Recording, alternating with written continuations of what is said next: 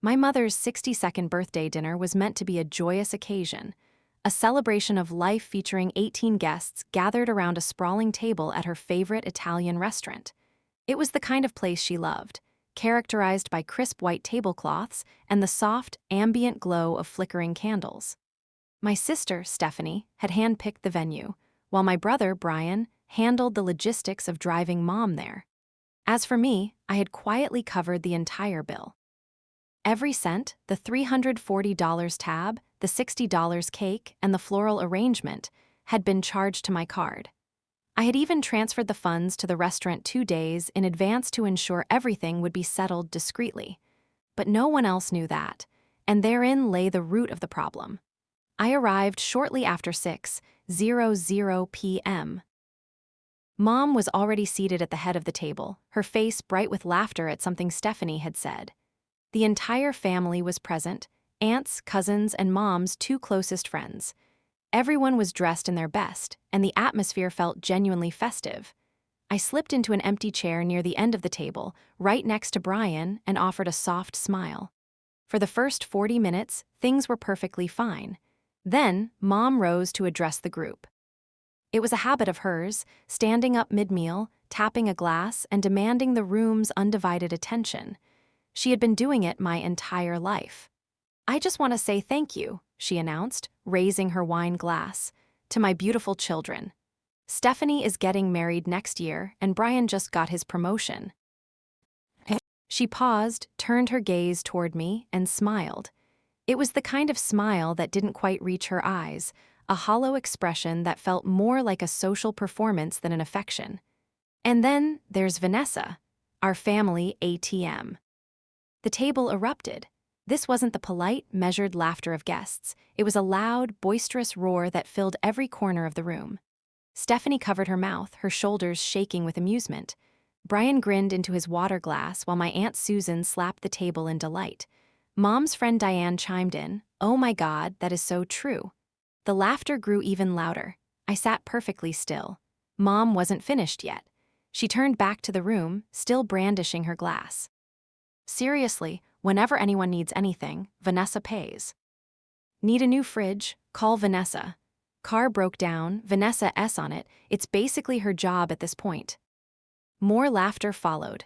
Mom shrugged as if she were being charming, as if it were all a harmless joke or even a compliment. I smiled back, though I said nothing. I simply picked up my fork and continued eating. In that moment, I made a decision. It hadn't formed just then, it had been building for months, perhaps years. But sitting there, watching my mother use me as a punchline for 18 people to mock, witnessing no one stand up to defend me, and seeing the woman I had spent 4 years financially shielding laugh at the very act of my exploitation, something inside me went quiet. It wasn't an explosive anger. It was the silent flick of a switch. I finished my dinner. I stayed through dessert. I wished my mother a happy birthday, gave her a hug, and left.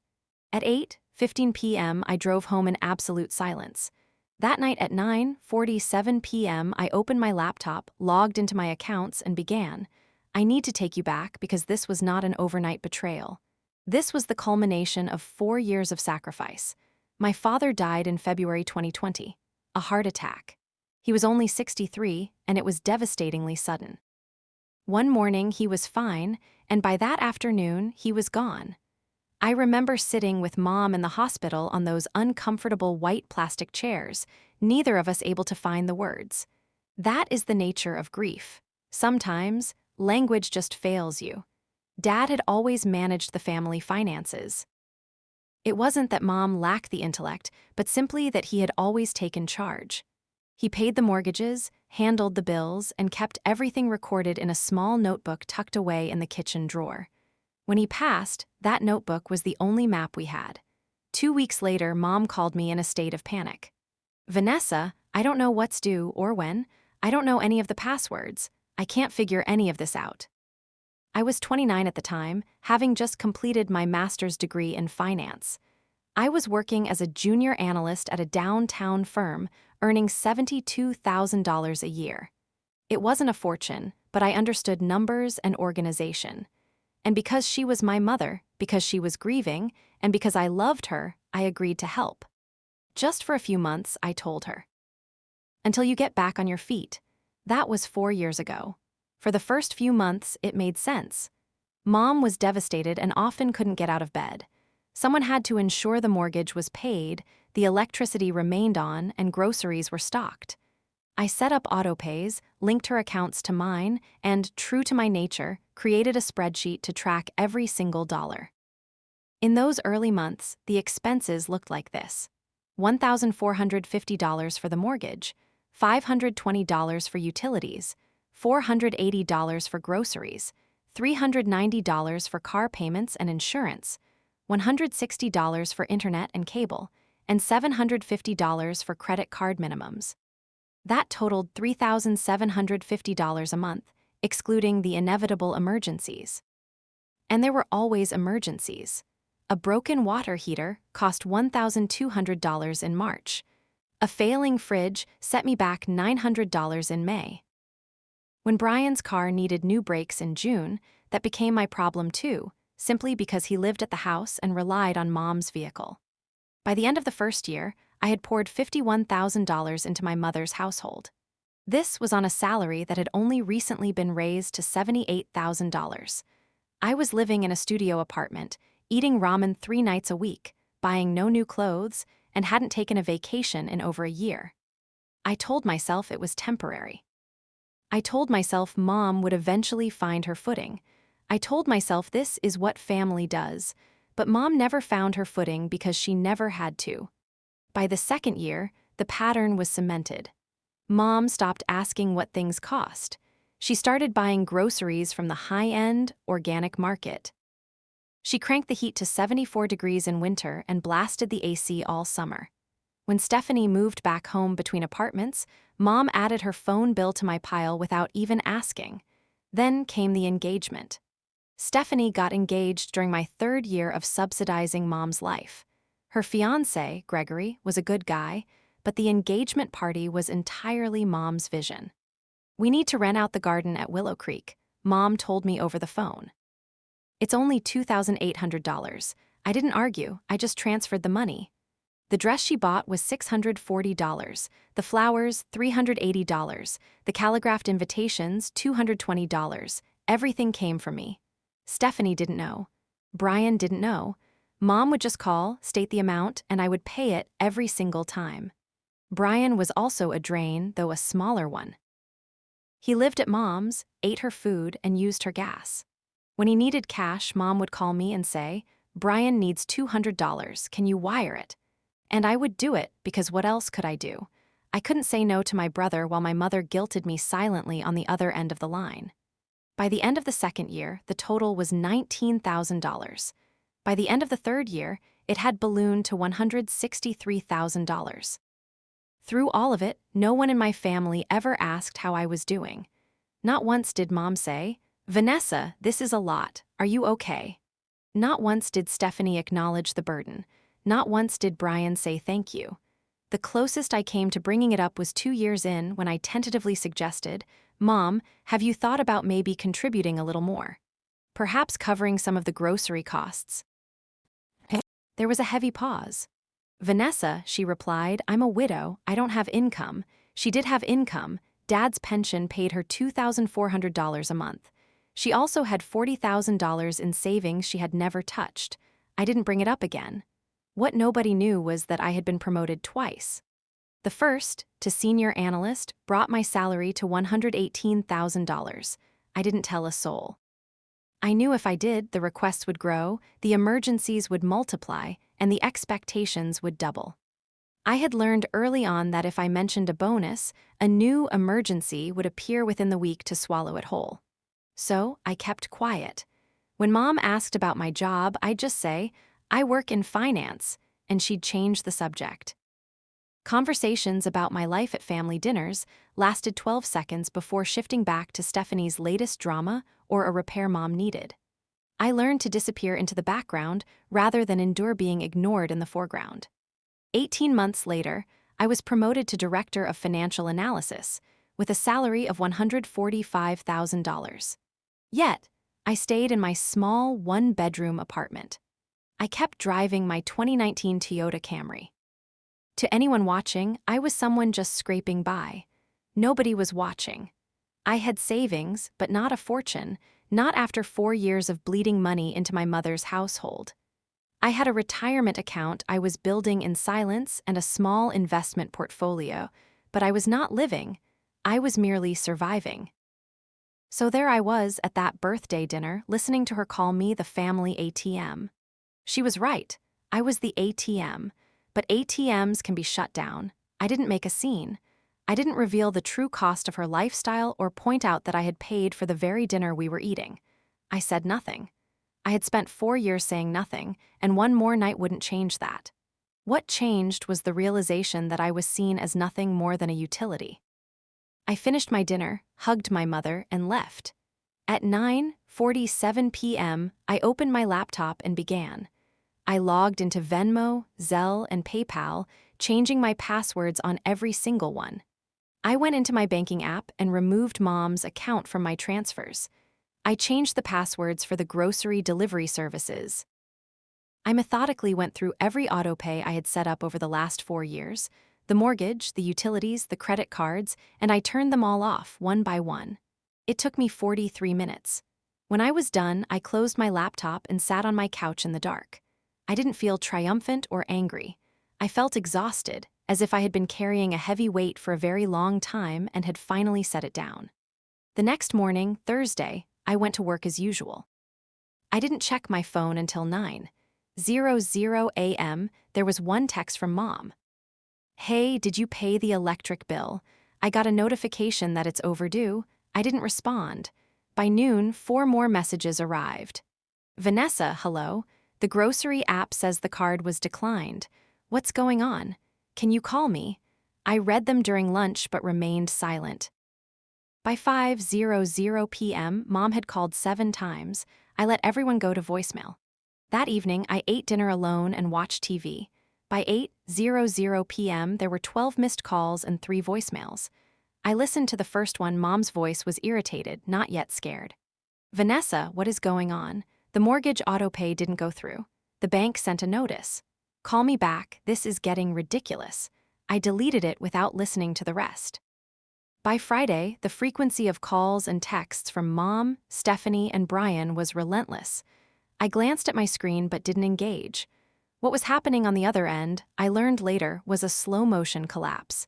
At 8:23 a.m., the mortgage payment bounced. At 10:15 a.m., Mom tried to buy groceries and the card was declined in front of a line of people. At 11:40 a.m., Brian tried to get gas, only to find the card rejected at the pump. By the end of Friday, Mom had called 31 times.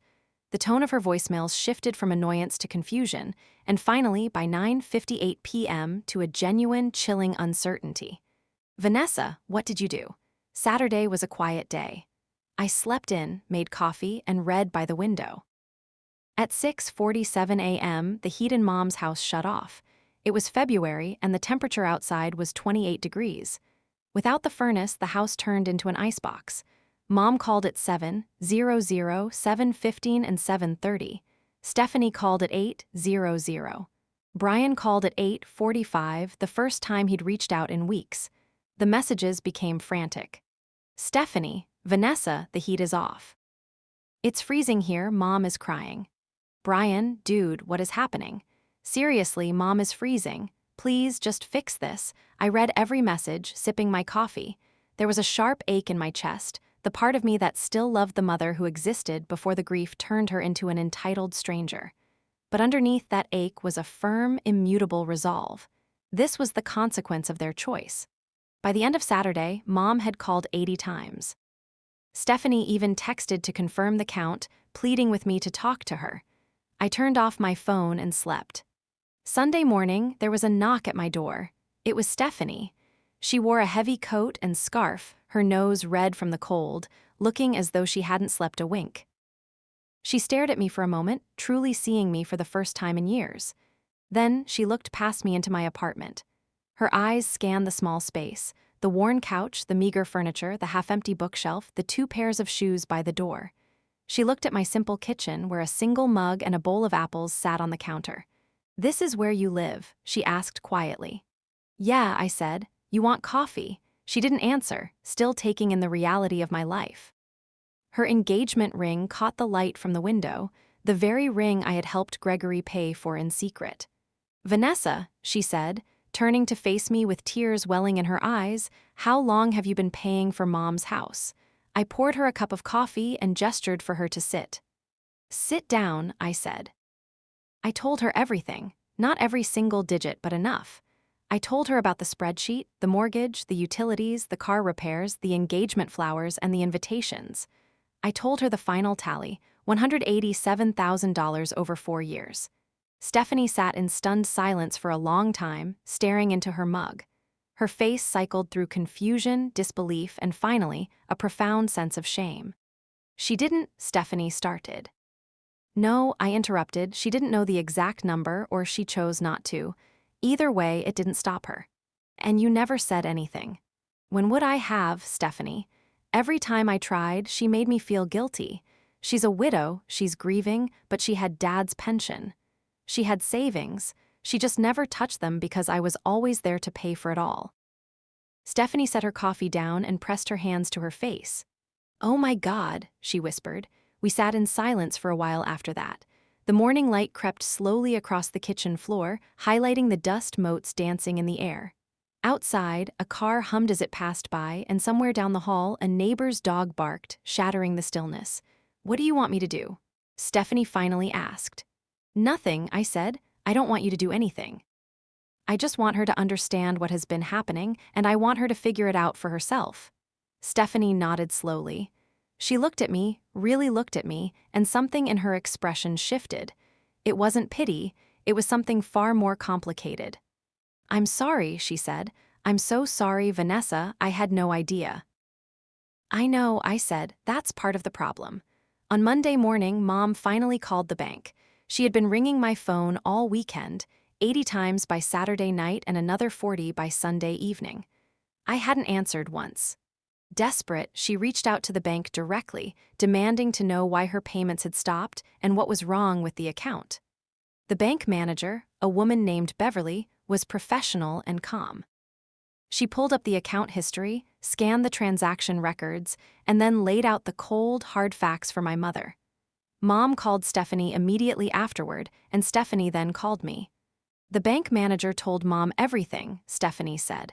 Her voice was steady, but I could hear a quiet, simmering fury underneath. "It wasn't at me, Mom," she continued.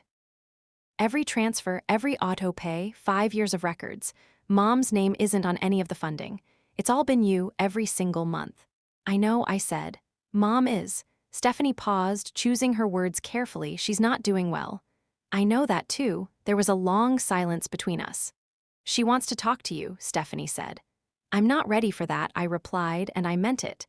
It wasn't because I was angry, though that was certainly there. I was retreating to a place deep down that I hadn't dared to look at for a long time. I needed Mom to sit with this reality, to truly grasp not just the numbers, but the weight of the years, the silence, and the profound loneliness of being the person everyone relied on, yet no one ever thought to thank. "Okay," Stephanie said. "I understand." By the end of the first week, the consequences had compounded into something Mom couldn't ignore, minimize, or laugh off. The mortgage payment had bounced twice. The bank sent a formal notice, not yet a foreclosure warning, but it was close. The language in the letter was clinical and specific, making it clear that continued non-payment would trigger the next, irreversible stage of the process. The heat had been off for 5 days.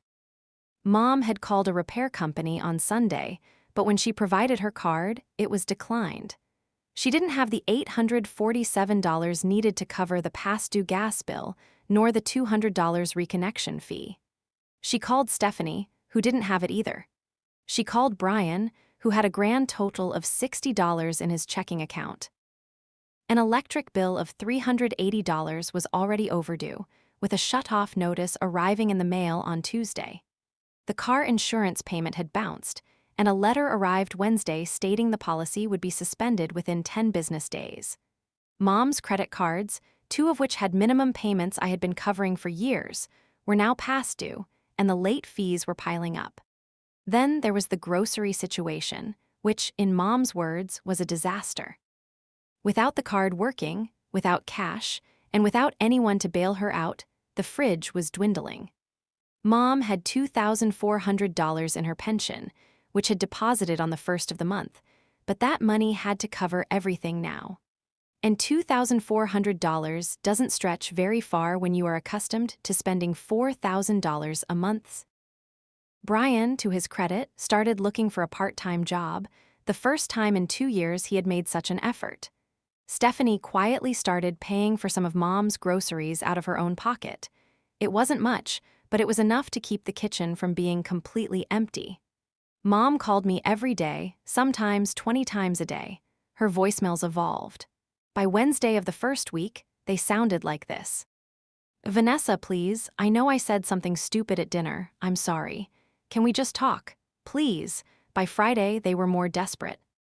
"The heat is still off. It's so cold in this house. I don't know what to do. Please, baby, please just help us just this once. I promise we'll figure it out."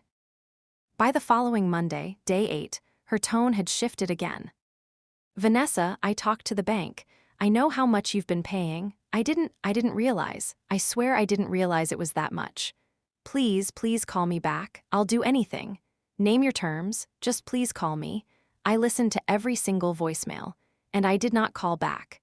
While my family was falling apart financially, I was doing something I hadn't done in 4 years. I was living. The first week after I cut off the payments, I took the $3,800 I would have transferred to Mom's household and did something different. I paid off a significant chunk of my student loans. I set up a new automatic transfer into my investment account. I bought groceries at the store I actually liked, the one with the artisan bread and the fresh fish. I ordered a meal from a restaurant I had been wanting to try for over a year. It was a Tuesday night when I sat down at that small Italian place, surrounded by dim lighting and the flicker of candles. I ate a meal alone and savored every bite. When the waiter asked if I was waiting for someone, I simply said no. He smiled, brought me another glass of wine, and never asked again. I sat there for nearly 2 hours. I ate slowly.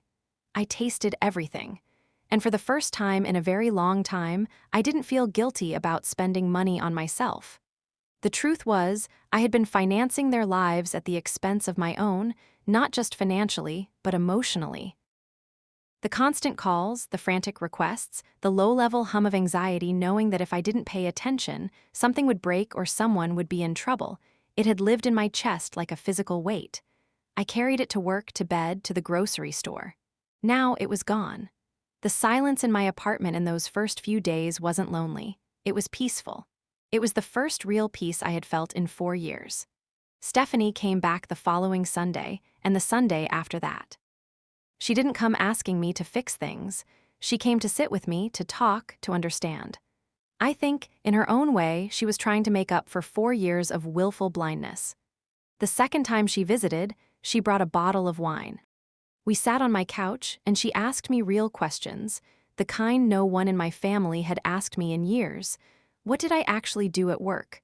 What did I enjoy? Was I happy? Did I have friends outside the office?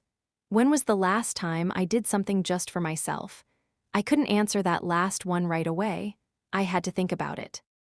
I told her the truth about my promotions, my salary, and the fact that I had been living in this cramped apartment not because I couldn't afford better, but because every dollar I spent on myself felt like a dollar stolen from the family.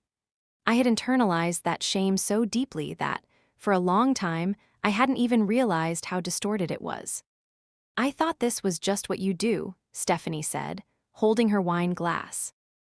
"For family, it is," I said, "but not like this. Not one person carrying everything while everyone else benefits and no one says thank you. That's not family. That's just free labor with a guilt trip attached." Stephanie remained quiet for a long time. "Mom doesn't understand," she said finally. "I know. She thinks money just appears like it always has. Dad handled it before, then I handled it, and she never had to think about where it came from." "Yeah," Stephanie sighed. "That's exactly it." "So, what happens now?" I took a sip of my wine. "Now," she learns, by the end of the second week, the situation at Mom's house had forced some hard decisions. Mom had dipped into the $2,400 she had been saving from Dad's pension to cover the most urgent bills. The heat was back on. The mortgage received a partial payment, enough to stall the formal warning. But it was just a Band-Aid. The $40,000 in savings she had been sitting on, money she never touched because she never felt the need, was finally being accessed, albeit reluctantly. Brian got a part-time job at a warehouse and started paying for his own gas. Mom sat down with Stephanie and, for the first time in years, actually looked at a budget. Not the fantasy version she had been living in, where money materialized whenever she required it, but the real numbers. What came in, what went out, and what was left. It wasn't pretty, but it was honest. Mom called me again on a Thursday night. I let it ring, but this time, the voicemail was different. "Vanessa," she said, her voice smaller, quieter than I had ever heard it. "I talked to Stephanie and I talked to the bank and I sat down and looked at everything. Everything you've been paying for 4 years. She paused for a long time. "I didn't know, I swear to you, I didn't know how much. I don't know what I thought. I think I just didn't think about it at all. And that's worse, isn't it?" Another pause. "I'm sorry. I'm so sorry, baby. Not just for the money, for the joke, for all of it. For never asking how you were doing. For never saying thank you. You deserved so much better than what we gave you." Her voice cracked slightly on the last sentence. "I know you're not ready to talk, but when you are, we'll be here on your terms. Whatever you need." I listened to that voicemail 3 times. I didn't call her back that night or the next morning, but I didn't delete it either. I'm not going to tell you that Mom and I fixed everything overnight. We didn't, that's not how this works. But 3 weeks after Mom's birthday dinner, I agreed to meet her for coffee. Not at her house, but at a neutral place, a small cafe near my office she had never visited. We sat across from each other. Mom looked tired and somehow smaller, as if the weight of the past few weeks had physically diminished her. She didn't make excuses. She didn't try to guilt me. She just sat there and listened while I told her, calmly and quietly, what the past 4 years had actually been like for me. I spoke of the loneliness, the stress, and the sensation of being invisible while being essential. I spoke of the way she had made me feel like a joke at that dinner. Mom cried. I didn't. I had already done my crying months ago, alone in my apartment in the dark. When I was finished, Mom nodded. "What do you need from me?" she asked. "I need you to handle your own finances," I said. "I need you to use Dad's pension. I need you to sit down with Stephanie and make a real budget. I need Brian to contribute, and I need you to stop treating money like it grows on trees or like it grows on me." Mom nodded again. "And one more thing," I said. "Anything. I need you to never call me the family ATM again, not as a joke, not as anything, because I'm not. I'm your daughter and I deserve to be treated like one." Mom reached across the table and took my hand. Her eyes were red and her grip was tight. "I know," she said, "I know that now. It has been 2 months since that dinner. Mom's household runs differently now. She pays her own mortgage on time using her pension and savings. Stephanie contributes to groceries and utilities. Brian pays for his own expenses. The budget is tight and it's a genuine adjustment, but it's honest. No one is drowning and no one is pretending. Mom calls me on Sundays now, not 80 times, just once. We talk for about 20 minutes. She asks how I'm doing, she actually asks, and she actually listens to the answer. It's a start.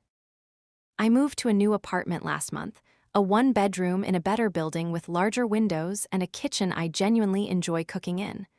I bought new furniture. I bought a painting for the wall, something bright and warm that I picked out myself, simply because I liked it. I still drive the Toyota Camry. Some habits take a while to change. But here is what I want you to understand. If you've read this far, know that I didn't do what I did to punish my mother. I didn't do it out of spite, anger, or a need for revenge. I did it because I had spent 4 years making myself smaller so everyone else in my family could stay comfortable. And at some point, sitting at a dinner table with a glass of wine in her hand, laughing at me in front of 18 people, my mother accidentally showed me exactly how small I had become. So, I stopped being small. And for the first time in 4 years, I started taking care of the one person who needed it most.